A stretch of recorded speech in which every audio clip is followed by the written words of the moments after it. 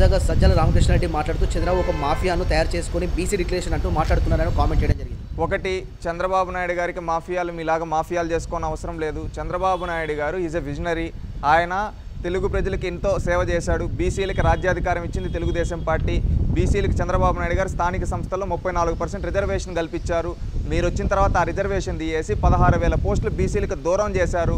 ఈరోజు చంద్రబాబు నాయుడు గారు BC declaration మీ ప్రభుత్వంలో దగాబడిన బీసీలందరికీ రేపు తెలుగుదేశం పార్టీ అండగా ఉంటుందని బీసీ డిక్లరేషన్ పెట్టడం జరిగింది. అధికారంలో ఉన్నప్పుడు చేయని వాడికి ఇప్పుడు బీసీల గురించి మాట్లాడే అర్హత ఎక్కడుంది? ఇప్పుడు చంద్రబాబు నాయుడు గారు అధికారంలో ఉండేటప్పుడు బీసీలో ఉండే ప్రతి కుల వృత్తులకి అండగా నిలబడ్డాడు. వాళ్ళకి కావాల్సిన అలవెన్సెస్ ఈ విధంగా వాళ్ళని ఇచ్చి ఆదుకున్నాడు. అదేవిధంగా వేల కోట్ల రూపాయల కార్పొరేషన్ ద్వారా లోన్లు ఇచ్చాడు. ఈరోజు మీరేం చేశారయ్యా? ఒక్కటంటే ఒక్కటి చేయలేదు. తన జన్మభూమి కమిటీలను మళ్ళీ తెస్తామని చెప్పగలరా? ఇప్పుడు చంద్రబాబు నాయుడు గారు ఆయన పరిపాలన ఏ విధంగా అందిస్తాడు? ఇక్కడ జన్మభూమి కమిటీల గురించి దాని గురించి ఆయన మాట్లాడటంలో ఆయన ప్రజలకి ఏం చేస్తాను, ప్రజల్ని ఏ విధంగా ఆదుకుంటానని చెప్తూ ఉన్నాడు. దాని గురించి మీరు మాట్లాడండి. దాని గురించి మీరు మాట్లాడితే బాగుంటుంది. జన్మభూమి కమిటీల పేరుతో మాఫియా గ్యాంగ్ని తయారు చేసింది చంద్రబాబు అని కూడా విమర్శించడం జరిగింది. ఒకటి, మాఫియాలు చేసేది మీరయ్యా. ఈరోజు ఇంట్లో ఆడవాళ్ళపైన అత్యాచారాలు జరుగుతున్నాయి. అదేవిధంగా ఆడవాళ్ళకి రక్షణ లేకుండా పోతుంది మీ ప్రభుత్వంలో. ఈరోజు ఎంతోమంది ముసలి వాళ్ళ దగ్గర పెన్షన్ నొక్కేస్తూ ఉన్నారు మీ వ్యవస్థలో కొంతమంది. ఇవన్నీ చూసుకోండి. చంద్రబాబు నాయుడు గారు ప్రజలకు మంచి చేసి మంచి పరిపాలన అందించాడు. మీరు మాఫియాలు చేశారు. సీఎం జగన్ వెనుకబడిన వర్గాలకు 70% పదవులు ఇచ్చారు. అన్ని వర్గాలలో ఉన్న మహిళలను అధిక ప్రాధాన్యత ఇచ్చారు కూడా చెప్పు. ఎక్కడ పదవులు ఇచ్చారయ్యా? ఈరోజు ప్రధాన పదవులు ఒకప్పుడు తెలుగుదేశం పార్టీలో గౌరవప్రదమైన పదవులన్నీ బీసీలకు ఇస్తే ఈరోజు మీరు బీసీలకు తీయేశారు. ఇంకొకటి ఏంటంటే బీసీలకు పదవులు ఇచ్చినా కానీ పవర్ మొత్తం ఈ జగన్మోహన్ రెడ్డి గారు సొంత సామాజిక వర్గం వాళ్ళ చేతిలో పెట్టారు. ఇది మీరు చేసింది. తాజాగా ఎంపీ విజయసాయిరెడ్డి మాట్లాడుతూ మళ్ళీ వైసీపీ అధికారంలోకి వస్తానని కూడా చెప్తున్నారు కదా, దాన్ని ఏ రకంగా చూడొచ్చు? ఒకటి, వాళ్ళకి ఏంటంటే ఇంకా ఓటమి తాలూకు భయంతో ఈ విధంగా మాట్లాడుతూ ఉన్నారు. వాళ్ళ అధికారంలోకి వచ్చేది లేదు, చేసేది లేదు, ఏమీ లేదు.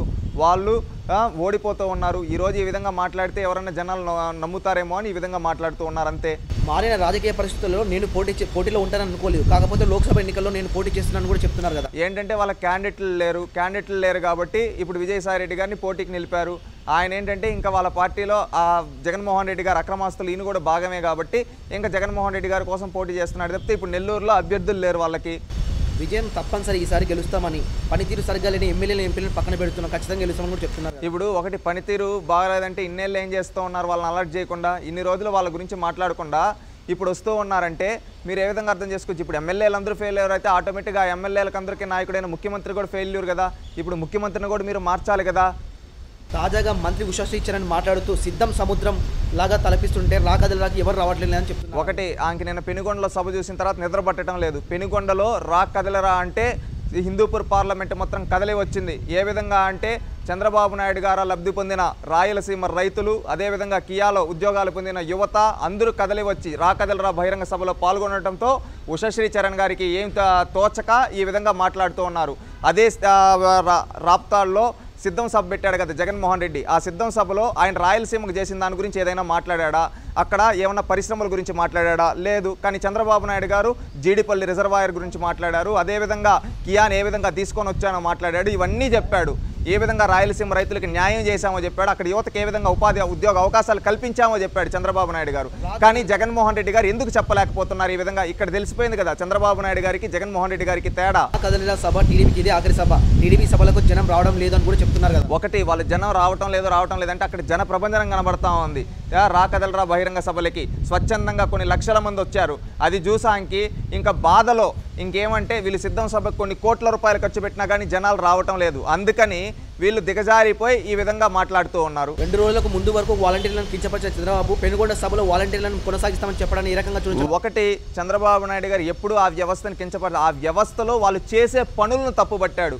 ఇప్పుడు ఆ వ్యవస్థ ఉంది, ఆ వ్యవస్థలో మంచి పనులకు ఉపయోగించుకోవాలి. అంతేగాని ఒక రాజకీయ పార్టీ కొమ్ముగా ఇద్దండి. వాళ్ళకేమీ పార్టీ అకౌంట్ నుంచి డబ్బులు ఇవ్వటం లేదు.